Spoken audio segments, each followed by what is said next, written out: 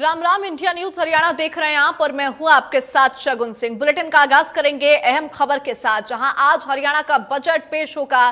CM Saini बतौर वित्त मंत्री बजट पेश करेंगे। दोपहर 2 बजे सदन की कार्यवाही शुरू होगी। बजट में कई बड़े ऐलान सीएम कर सकते हैं। महिला, युवा और किसानों के लिए यह ऐलान संभव है। सीएम नायब सैनी आज बतौर वित्त मंत्री अपना पहला बजट पेश करेंगे। इस बार बजट की थीम महिला बिग गिफ्ट रखा गया है। अब की बार प्रदेश का बजट 2 लाख करोड़ रुपए होने की संभावना है। इस बजट में महिलाओं, किसानों, खिलाड़ियों समेत अन्य वर्गों को राहत मिल सकती है। बीजेपी ने चुनाव के दौरान लाडो लक्ष्मी योजना के तहत महिलाओं के अकाउंट में 2100 रुपए महीने भेजने का वादा किया था। इसी दिशा में काम करते हुए इस बार के बजट में इसके लिए प्रावधान किया जा सकता है। इसके अलावा 500 रुपए में सस्ते सिलेंडर देने की योजना का दायरा बढ़ाया जा सकता है। वर्तमान में करीब 13 लाख ऐसे परिवार हैं जिनको इसका फायदा मिल रहा है। वही युवाओं के लिए बड़े ऐलान की उम्मीद है। विधानसभा चुनाव के दौरान बीजेपी ने 2 लाख सरकारी नौकरियां देने का वादा किया था। इससे पहले सीएम सैनी 26,000 युवाओं को सरकारी नौकरी का नियुक्ति पत्र सौंप चुके हैं। इस बार बजट में हेल्थ और शिक्षा क्षेत्र पर भी फोकस रहने वाला है। पूर्व सीएम मनोहर लाल के कार्यकाल के दौरान सभी जिलों में मेडिकल कॉलेज पर जोर दिया गया था। बजट में सीएम सैनी भी इस विषय पर प्रावधान कर सकते हैं।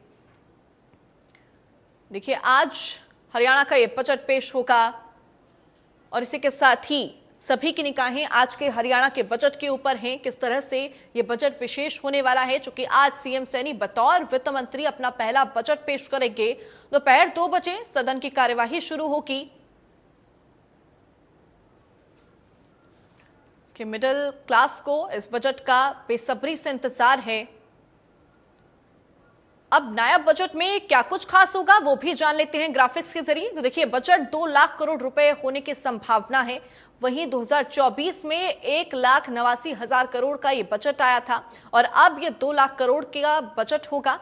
वही बात की जाए, बजट में कई बड़े ऐलान का संभावना बनी हुई है, यानी कि कई बड़े ऐलान यहां पर संभव है। इस बजट में चुनावी वादों को पूरा करने पर जोर दिया जाएगा। इस बजट पर संकल्प पत्र में तमाम जो वो वादे किए गए थे उसको पूरा करने की कोशिश। यहां पर महिलाओं को 2100 रुपए देने का वादा पूरा हो सकता है।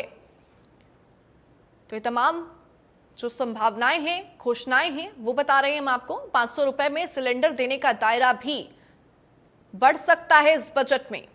युवाओं के लिए नौकरियों का ऐलान संभव और उसके साथ ही ये तमाम जो घोषणाएं हैं वो हम आपको बता रहे हैं जो संभावित हैं। स्वास्थ्य शिक्षा के बजट में बढ़ोतरी संभव है। स्वास्थ्य शिक्षा के बजट में भी यहां पर जोर। छोटे उद्यमियों और व्यापारियों के लिए बड़े ऐलान संभव हैं इस बजट में। यानी कि कुल मिलाकर अगर देखा जाए तो महिलाओं, युवाओं के साथ औद्योगिक क्षेत्र पर भी यहां पर जोर।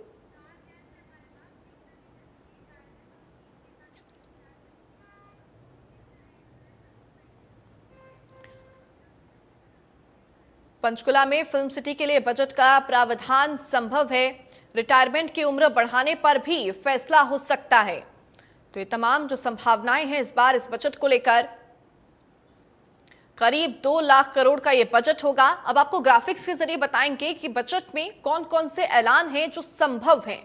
संभावित वो ऐलान, महिलाओं को हर महीने 2100 रुपए देने की संभावना यहां पर बनी हुई है। कुल मिलाकर जो ये बजट है वो महिलाओं पर केंद्रित होगा। 500 रुपए में सस्ते सिलेंडर देने का दायरा भी बढ़ाया जा सकता है। वही 2 लाख सरकारी नौकरी देने की घोषणा।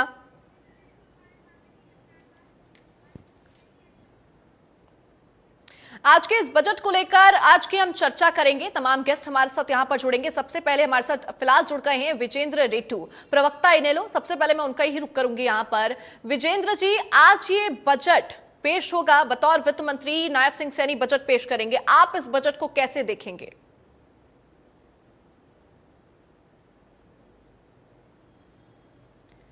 विजेंद्र जी, आप अपने सबसे पहले अपने आप को अनम्यूट कर लीजिए।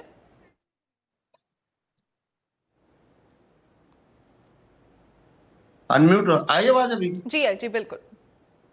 हाँ, देखिए सर, मैं सभी को राम राम, आपके चैनल से जुड़े हुए सभी गणमान्य व्यक्तियों को।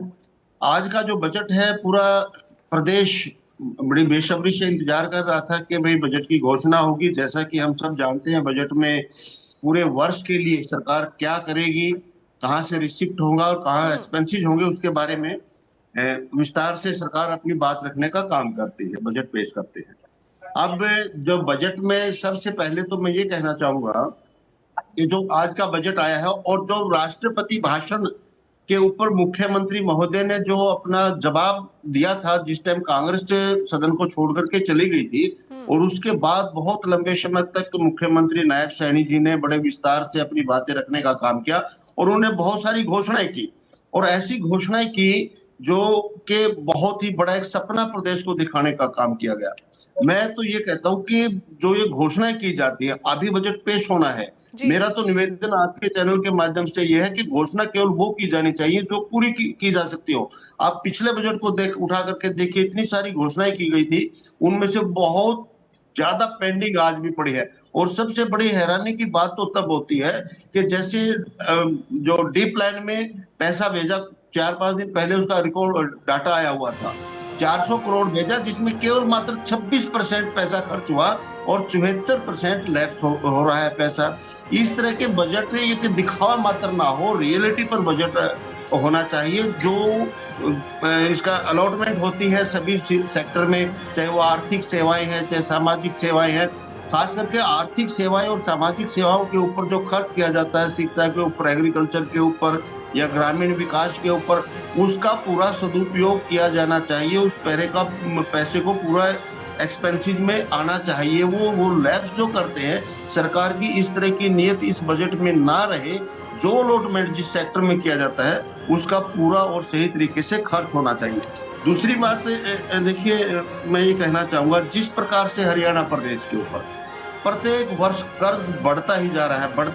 2004-05 में जब इंडियन नेशनल लोकदल का शासन था, चौधरी ओम प्रकाश चौटाला जी मुख्यमंत्री थे हरियाणा प्रदेश के, उस टाइम हरियाणा प्रदेश के ऊपर मात्र 23,320 करोड़ रुपए का कर्ज हुआ करता था और 23,320 करोड़ कर्ज के एवज में इसके कॉन्ट्रेरी यदि मैं कहूं तो 8,000 का फाइनेंशियल पॉजिटिव छोड़ करके गए थे चौटाला साहब हमारे जो इसमें डिपार्टमेंट में, तो लगभग 15,000 करोड़ बचता। 8,000 हमारा पॉजिटिव बजट छोड़ करके गए थे, तो 15,000 के आसपास करोड़ था, जो आज बढ़ करके 3,17,000 करोड़ पिछले बजट में था।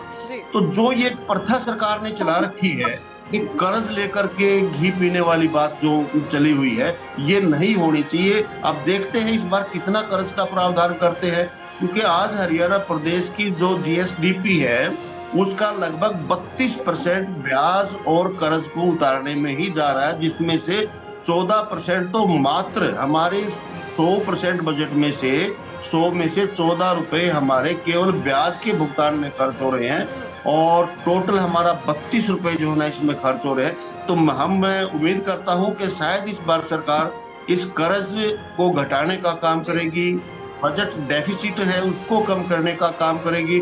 और इसके अलावा देखिए, तो संभावना ही है, आपने भी बहुत सारी गिनवाई, भाई ये हो सकता है, ये हो सकता है। अब होना क्या है वो तो देखेंगे थोड़ी देर में जब बजट आएगा, लेकिन रोजगार के अवसर बढ़ाना बहुत जरूरी है। अब सरकार क्या प्लान लेकर के आती है इस बजट में, किस प्रकार से रोजगार के अवसर बढ़ाएंगे, जैसे कि इन्होंने घोषणा की है हम 2 लाख नौकरियां देने का काम करेंगे, क्या धरातल पर ये बातें उतरेंगी वो देखने वाली बात।